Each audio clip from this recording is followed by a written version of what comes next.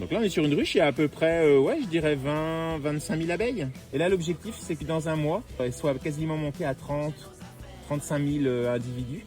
Et pour espérer partir sur la récolte du baie rose, qui devrait fleurir normalement ici dans un mois et demi. C'est comme si on entraînait là un sportif de haut niveau.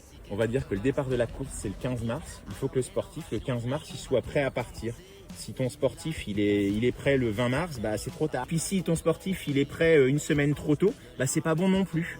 Donc là globalement elles ont encore de la place, hein, parce que tu vois quand on va sur ces cadres-là, voilà, ces cadres-là sont vides. Et ensuite quand ce sera la mielée, on voudra récolter, bah, tout simplement, on voudra faire du miel. À ce moment-là, on mettra un étage. Elles rempliront l'étage, nous on récoltera l'étage. Tout le miel qui est dans le corps de la ruche, ça c'est le miel des abeilles, on n'y touche jamais. Si demain on a un cyclone où on a une semaine de pluie, elles ne peuvent pas sortir, elles meurent de faim. Dans les 3-4 jours, il faut que je les nourrisse. Comme c'est des très courtes périodes, on leur fait un petit sirop avec de l'eau et puis du sucre. On pourrait les nourrir avec du miel, mais si c'était leur miel à elles. Le problème c'est qu'on ne peut pas leur donner le miel d'une autre ruche parce que en fait tu peux amener des maladies.